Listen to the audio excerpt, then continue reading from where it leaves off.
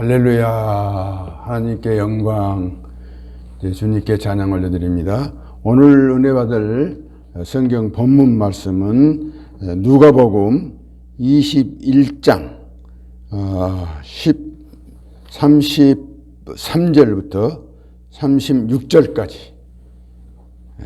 성경을 찾으실 분은 이제 찾으시고 또 그냥 들으실 분은 들으시기를 바랍니다. 누가복음 21장 33절부터 36절까지. 천지는 없어지겠으나 내 말은 없어지지 아니하리라. 너희는 스스로 조심하라. 그렇지 않으면 방탕함과 술 취함과 생활의 염려로 마음이 둔하여지고 뜻밖의 그날이 덕과 같이 너희에게 임하리라. 이날은 온 지구상에 거하는 모든 사람들에게 임하리라. 그러므로 너희는 장차 올 이 모든 일을 능히 피하고 인자 앞에 서도록 항상 기도하며 깨어 있으라 하시니라. 아멘. 오늘 설교 말씀의 이제 제목은 재림의 징조 그 두 번째입니다. 오늘 특별히 제가 이제 9월 첫 주간에 항상 설교하는데 특별한 이제 그 사정에 의해서 오늘은 제가 먼저 이렇게 설교를 하게 됐습니다. 사랑하는 여러분, 우리 서로 말씀 듣기 전에 여러분은 하나님께 사랑받고 있습니다. 이렇게 서로 한번 인사를 해주세요. 네. 오늘은 참 기쁜 주일이고 안식에 귀한 주일을 이렇게 또 맞이해서 하나님의 말씀을 이렇게 듣고 예배할 수 있는 귀한 특권과 기회를 주신 것을 이제 진실로 고맙고 감사합니다.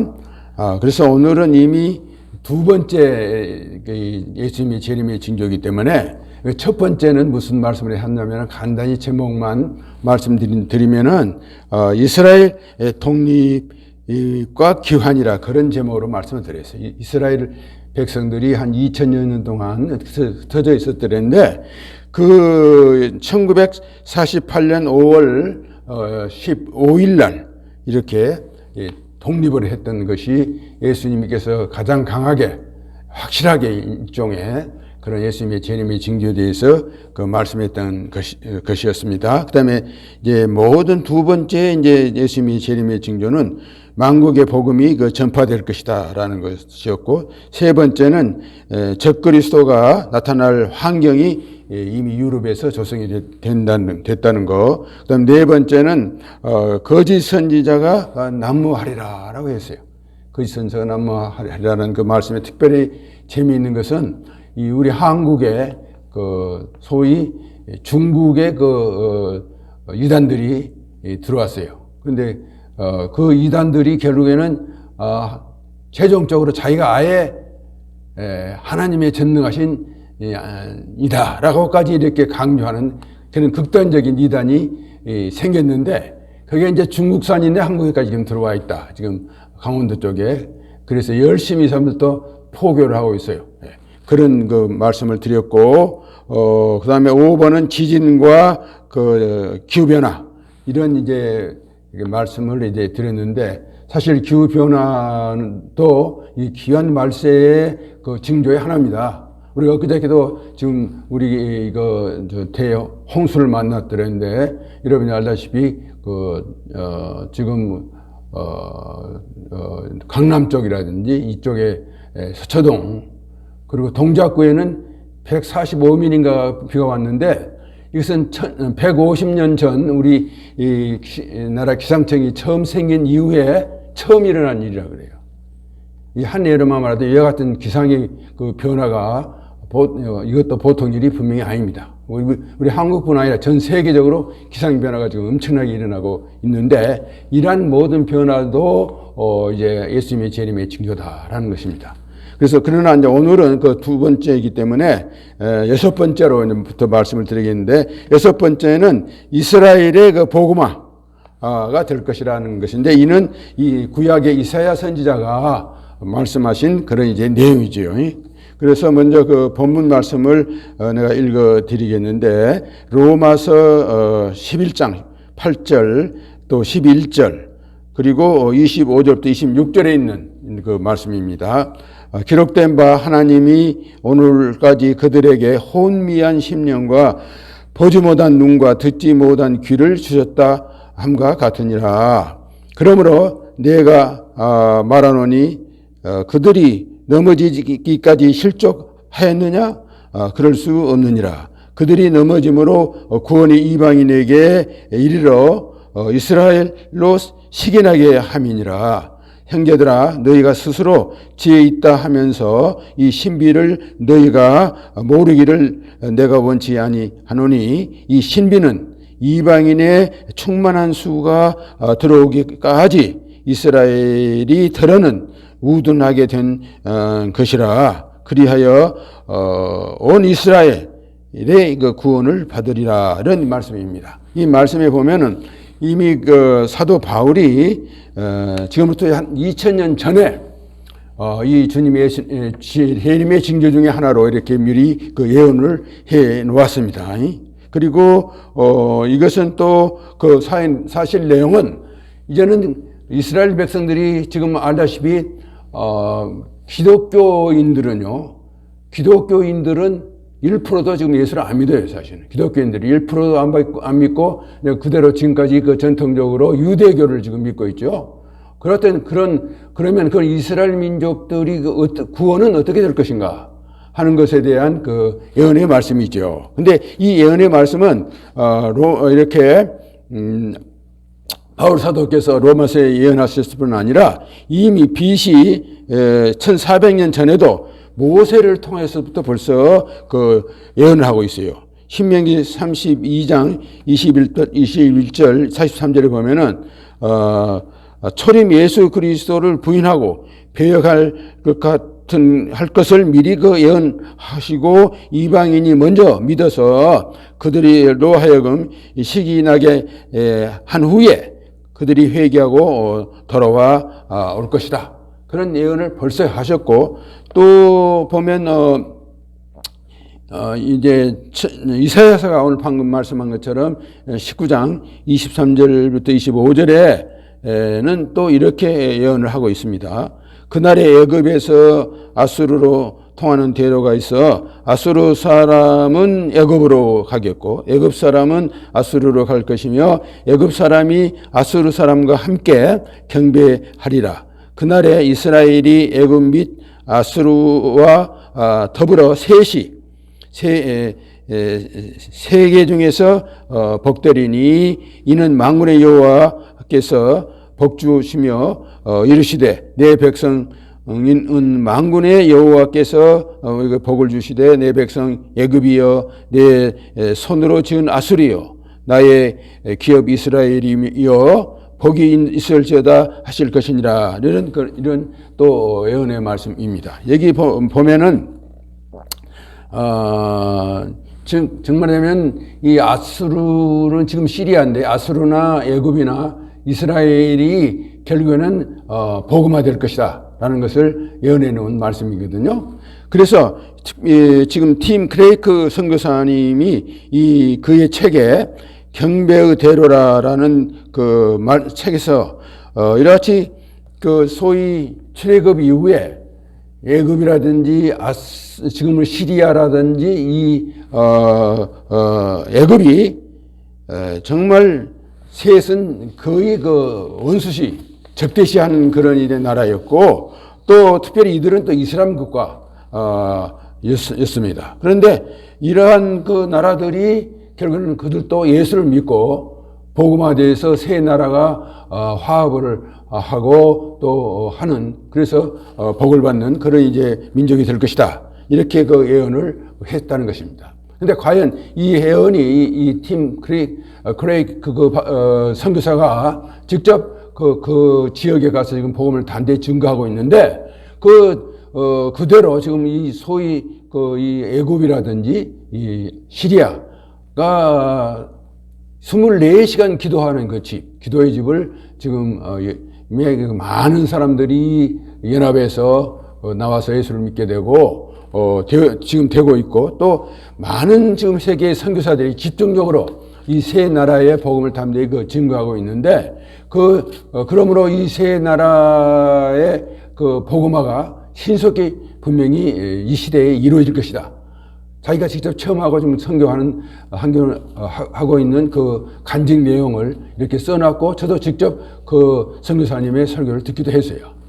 그런 의미에서 이 세 나라가 곧 복음화될 것을 예수님의 재림의 그 증거 중에 분명히 하나로 깨달아야 될 줄로 믿습니다. 그 다음에 7째는 늦은 비 성령이 충만한 시대가 될 것이다.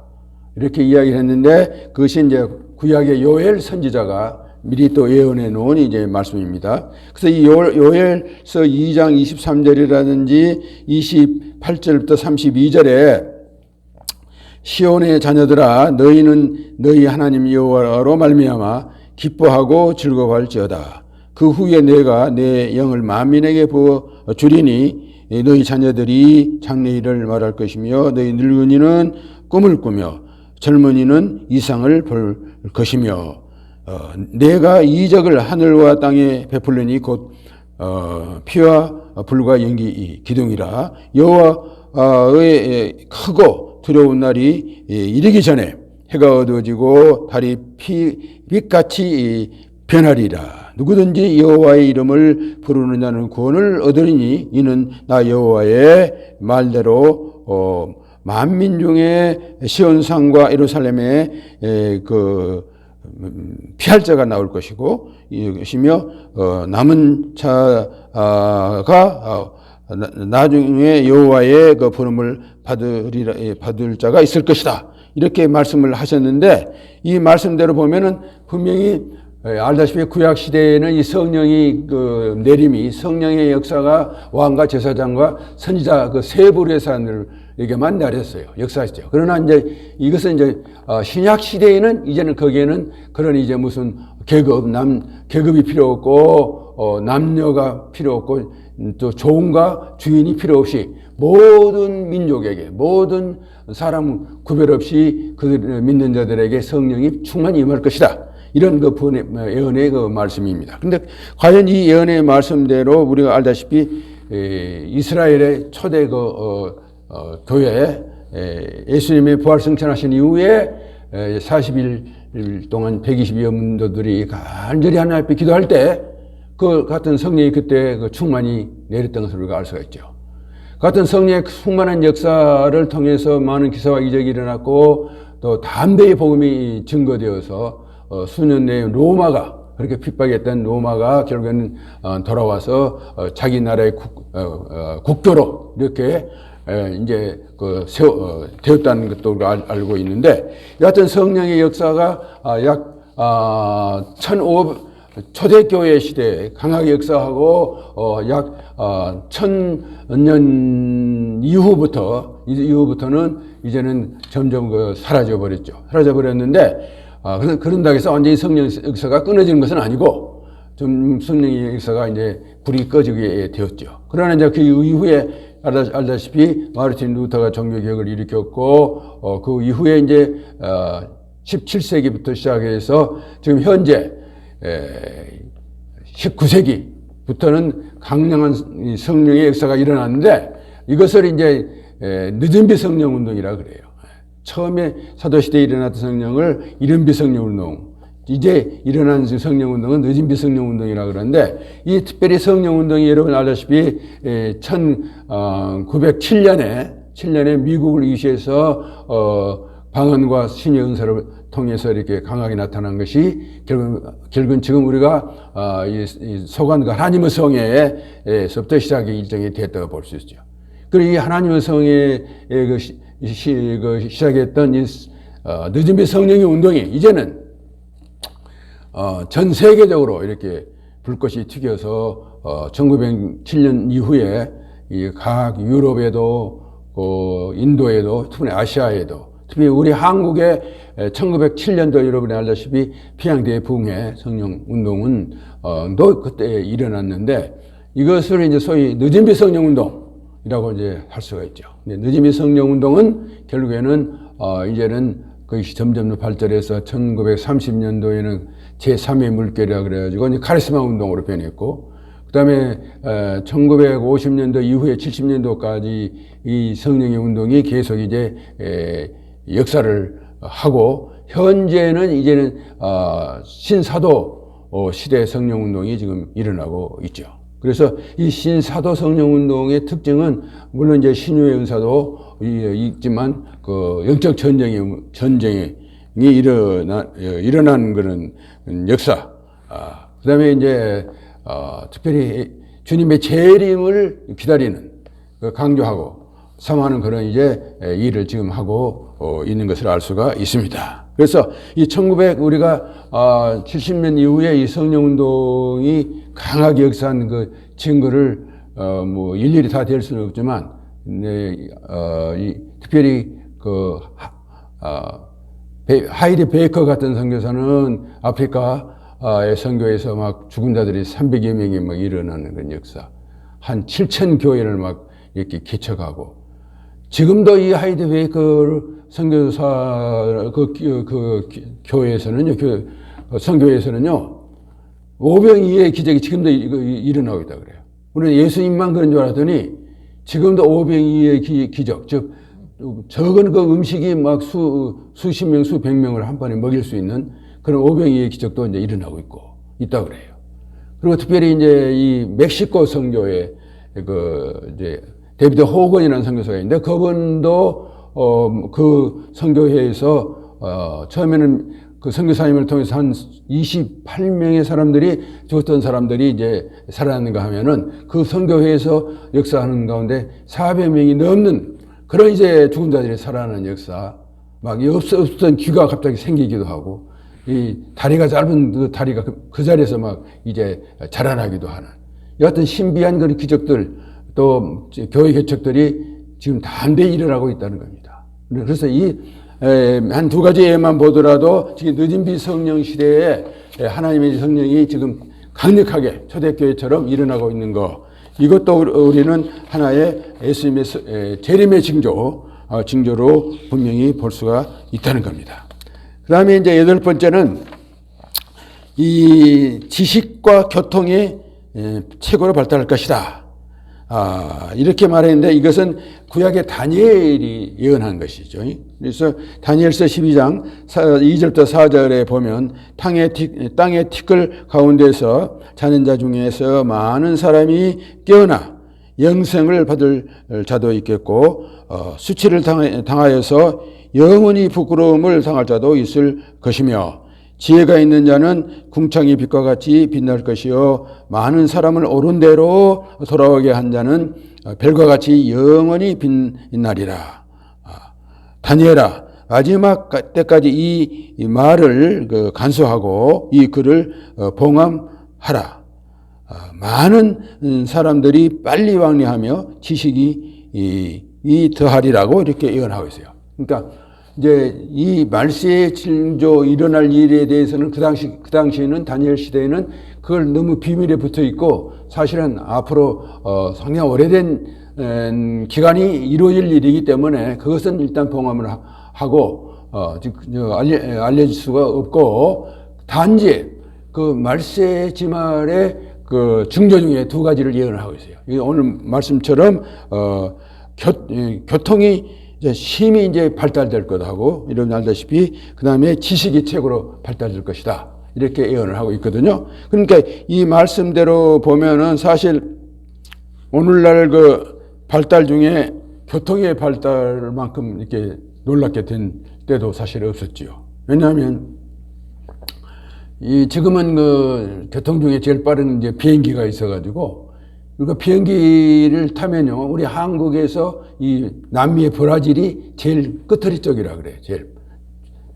지금 한국에서 이렇게 거시기를 구멍을 이렇게 뚫어서 쭉 내려가면 그 밑에가 이제 브라질이라는 겁니다. 그러니까 지구의 안전이 한 바퀴를 도는 거나 마찬가지죠.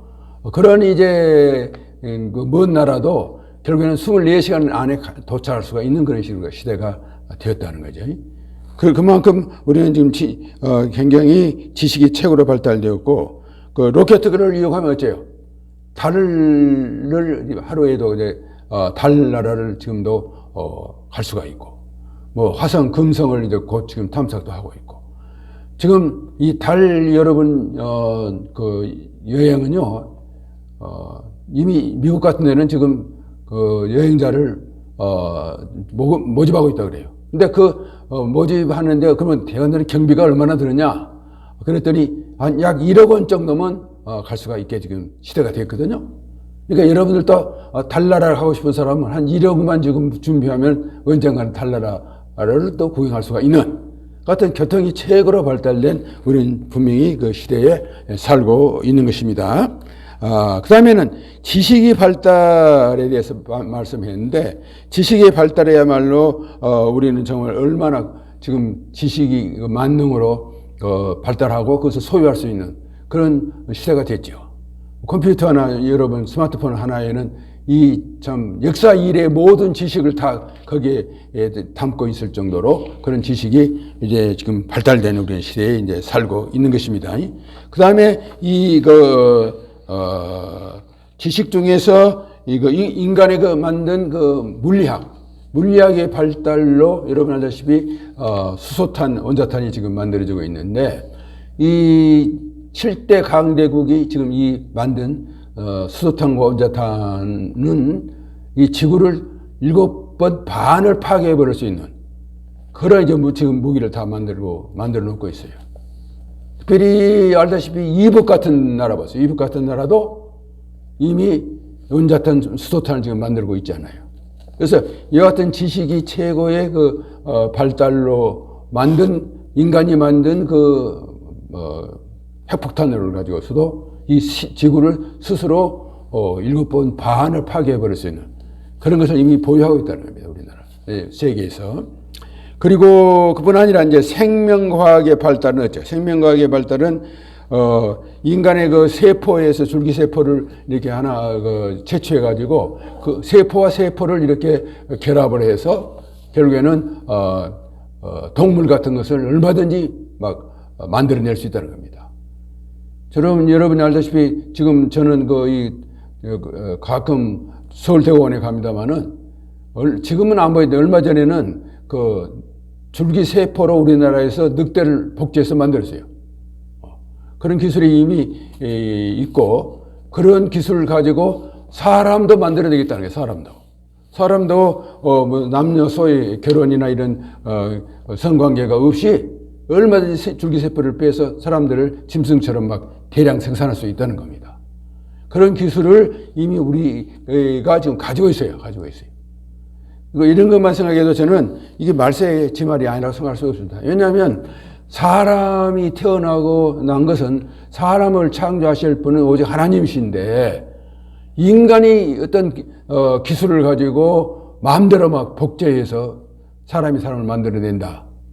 이건 결국에는 하나님을 도전하는 거예요. 하나님께 도전하는 거예요.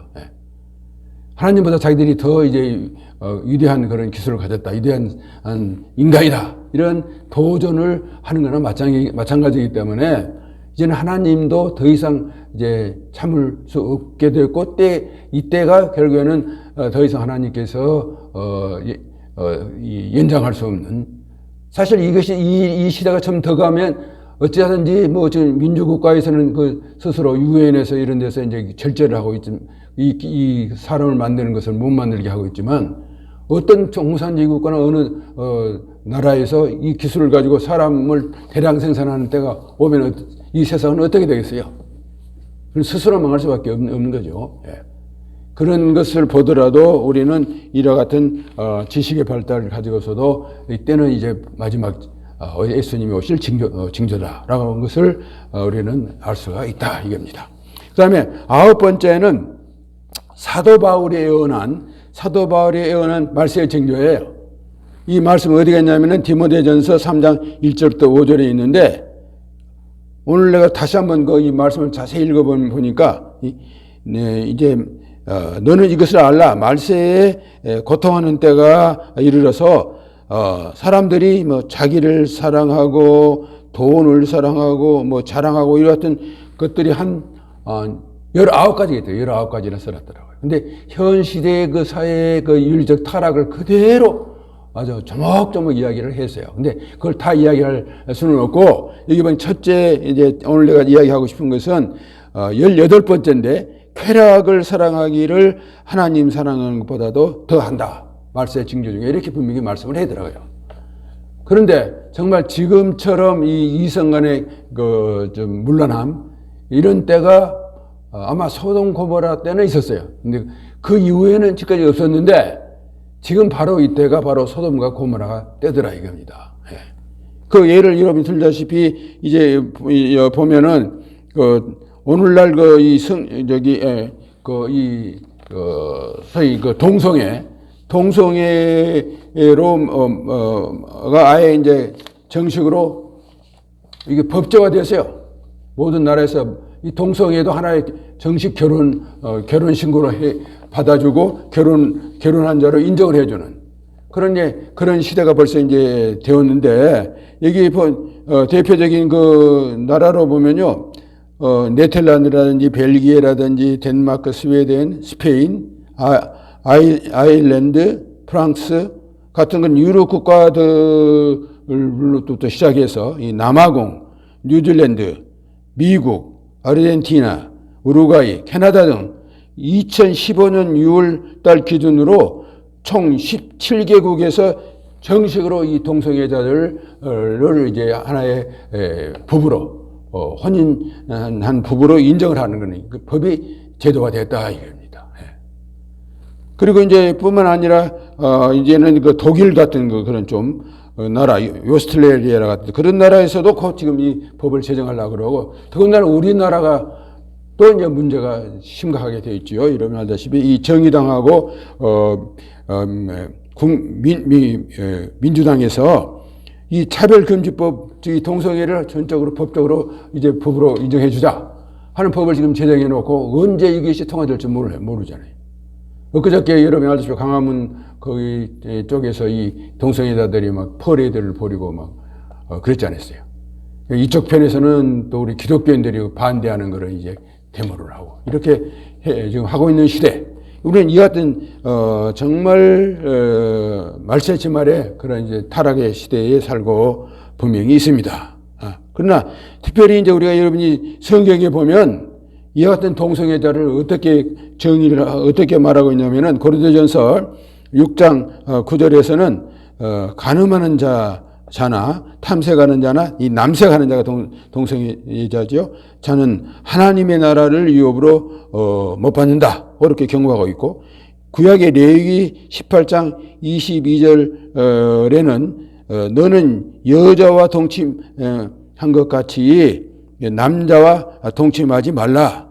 이는 다 가정한 일이라고 말하고 있고, 같은 레위기 20장 13절에 보면은 이는 가정한 일을 행하는 자는 죽일지라. 아예 그 당시에는 이런 자들을 돌로 쳐 죽이라고 그렇게 했고, 사실 그런 것을 실천했던 그런 구약시대가 있었잖아요.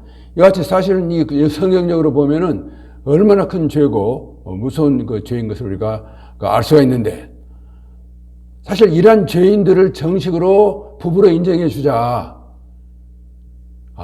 그게 말이나 되냐는 거예요. 저는 기독교인들 입장에서 볼 때는. 물론 그들을 무조건 그냥 정죄하고 그냥 심판하자는 건 아니지만, 그 사람들에게도 전도를 하고 깨우쳐줘야 될 일은 있겠지만은, 그러한 사람들을 정식으로 부부로 인정하자는 그런 때가 됐다는 거예요. 지금. 그래서 그런 부부들이 많이 있죠. 지금 현재. 많은 영화도 보면 이것을 상당히 미화해가지고 막 여관으로도 얼마나 많이 나오는지 모르겠어요. 이와 같은 우리는 최대로 그 윤리적인 뿐 아니라 그 성적인 타락의 시대에 살고 있다. 이것은 결국에는 또한 예수님의 재림의 마지막 그 말세 중에 말세의 분명한 징조가 아니고 무엇이냐라고 저는 이제 분명히 말할 수가 있어요. 그 다음에 이제 마지막 10번째는 사도 요한이 계시한 요한계시록. 얘는 뭐라고 말씀을 하고 계시냐. 요한계시록이야말로 정말 하나님의 예수님의 재림에 대해서 자세하게 하여 그야말로. 특별히 그 7년 동안에 이루어질 마지막 그 7년 동안에 이루어질 대환란에 대해서 마지막 그 자세하게 정말로 우리에게 복음을 증거해주고 있죠. 요한계시록 1장 1절부터 3절에 보니까 예수 그리스도의 계시라 이는 하나님이 그에게 주사 반드시 속히 일어날 일들을 그 종들에게 보이시려고 그의 천사들을 그 종 요한에게 보내어 알게 하신 것이라. 요한은 하나님의 말씀과 예수 그리스도의 증거 곧 자기가 본 것을 다 증언하였느니라. 이 예언의 말씀을 읽는 자와 듣는 자와 그 가운데 기록한 것을 지키는 자가 복이 있나니 때가 이를 가까웠음이니라. 이렇게 말씀하고 있습니다. 이 요한계시록에서 보면 분명히 이와 같이 세상의 복 중의 복을 다 받기 원하지만 최고의 복 중의 복은 특별히 요한계시록을 읽고 또 주님의 목회자들의 그 말씀을 잘 듣고 그리고 그 말씀대로 행하는 자가 최고의 복된 자다. 이렇게 분명히 증거를 하고 있습니다. 그러면서 이제 요한계시록이 총 여러분이 알다시피 22장이에요. 22장인데 오늘 우리가 짧은 시간에 정말로 그 요한계시록 22장의 전체 내용을 소개를 해 드리겠어요. 요한계시록 22장에 어떤 말씀이 기록되어 있는지.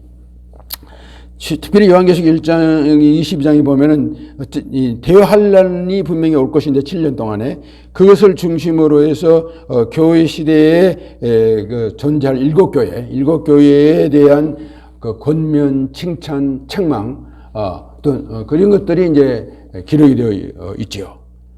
그리고 이제 두 번째는 7년 대환란 전에 네 가지 그 말들이 비유로 나오는데 그런 말들을 통해서 대추수가 일어날 것과 큰 전쟁이 일어날 것과 기아가 있을 것, 그다음에 전염병이 지금처럼 이런 이보다 더 무서운 전염병들이 일어날 것을 이렇게 예언하고 말씀하고 있고요.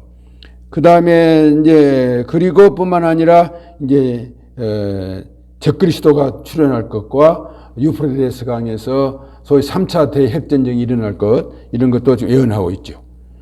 그리고 이제 그 후 3년 반에는 적그리스도와 거짓 선지자가 나타나서 결국에는 역사를 했지만 결국에는 불심판을 받을 것. 그리고 이제 순교자들과 그 당시에 살아있던 사람들이 이제는 휴거될 것에 대해서 말씀을 하고 있고, 그리고 이제 마지막에 예수님이 지상 재림이 일어나고 이제 천년왕국이 일어나고 천년왕국의 끝에는 이제 백보자 심판이라 그러죠. 모든 이 세상에 태어난 사람들이 다 부활의 몸을 입어요. 그때는 뭐 아무리 죄인이라도 모든 사람이 부활의 몸을 입고 그때야말로 이제는 정말 하나님을 믿고 하나님의 말씀으로 산 사람들과 예수 그리스도를 완전히 구주로 믿고 영접한 그 사람들과 끝까지 하나님을 배반하고 믿지 않고 자기 마음대로 살았던 그런 사람들의 그 마지막 심판, 불심판이 있는 것을 이렇게 말씀을 하고 믿는 자들에게는 영원한 정말 부활의 몸으로서 영생에 들어가느니 그와 같은 말씀으로 이제 마치고 있죠. 이제 오늘 이제 결론을 말씀드리면 이와 같이 제가 이미 그 두 번째 설교를 통해서 예수님의 재림의 징조에 대해서 10가지를 말씀해 드렸어요. 근데 예수님의 징조는 이와 같이 10가지만 있는 게 아니에요. 사실은 예수님의 재림에 대해서는요, 구약에서, 벌써 구약 성경에서 1527번을 벌써 예언하고 있다고요. 구약에. 그 주로 이제 초림뿐 아니라 재림을 이야기하고 있고, 그 다음에 이제 시작에는 318번을 말씀하고 있어요. 이미 재림에 대해서. 그러니까 그 예수님의 재림의 증거, 재림이 뭐 참말이냐 그런 증거를 대라는 것은 되려고 하면은 이렇게 많아요, 사실은. 이런 예수님의 재림이 여러분이 없다고 생각하시거나 무한정 이제 이렇게 연장된다고 생각해서는 안 돼요.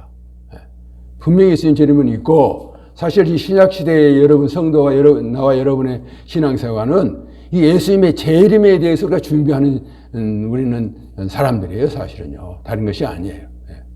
그런데 이 예수님이 그 재림하실 때가 이렇게 이제 징조가 분명하고 가까운데, 과연 우리는 예수님의 재림에 대비해서 얼마나 지금 신앙생활을 하고 있는지, 그걸 한번 깊이 이번 교회에 우리가 자성하고 반성하고 새로운 결단을 가져야 되지 않겠냐 이렇게 싶어요. 오늘 증거의 말씀처럼 예수님의 재림은 사실 100년도 안 남았어요. 확실한 것이 이스라엘 백성들이 그 독립하고 그 한 세대 동안에 일어난다고 분명히 말씀했거든요. 근데 이스라엘 백성들이 벌써 독립을 했잖아요. 그것도 1948년도 5월 15일 날 나에. 그런 것을 보면 거기에 그 안에서 100년이라 그러면 생각해 보세요. 여러분 자신도 해당될 수 있고 여러분의 자녀 늦어도 손자까지 뺏기는 이제 시대가 마감될 수 있는 것으로 알 수가 분명히 있다고요. 그런 의미에서 우리는 다시 한번 정말 그래서 성경의 표현에도 그래요. 예수님의 지금 재림이 문 앞에 있을 뿐 아니라 문 고리를 지금 잡고 있다는 겁니다. 문고리를 열기만 하면 언제든지 오시는 그런 긴박한 때에 있다. 이렇게 말씀한 것을 다시 한번 깊이 우리는 마음속에 다짐하면서 다시 한번 생각하면서 우리 신앙을 되돌아보는 여러분 되시기를 주의 이름으로 축원드립니다. 특별히 우리 이 말세에 당한 우리 신자들의 주신 그 권면의 위로의 말씀은 이미 이 본문에서 말씀을 누가복음 21장 33절에서 36절의 말씀을 드렸습니다만은 또 이제 우리는 고린도후서 5장 15장 58절에 이렇게 말씀하고 있어요. 그러므로 내 사랑하는 형제들아 견실함에 흔들리지 말고 항상 주의 일에 힘쓰는 자들이 되라. 이는 너희의 수고가 주 안에서 헛되지 않는 줄 알미니라 말씀하셨고, 계시록 또 22장 12절에 보니까 보라 내가 속히 오리니 내가 줄 상이 내게 있어 각 사람에게 그가 행한 대로 갚아주리라. 아멘. 이제 이 귀한 말씀대로 여러분이 또 예수님이 친히 말씀하셨습니다마는 말세에 열처녀의 비유가 있어요. 비유처럼 그가 주님 오시는 날 정말 성령 충만해서 준비하는 그런 지혜로운 열처녀가 그러면은 이제 미련한 잠자는 그런 지혜로운 다섯 처녀와 잠자는 그런 다섯 처녀 중에 우리가 어느 정말 성도가 되어야 될 것인 것을 다시 한번 이렇게 깊이 성찰하고 또 준비하는 여러분 되시길 다시 한번 주님의 이름으로 축원드립니다. 아멘. 할렐루야. 한번 기도 올리시겠습니다.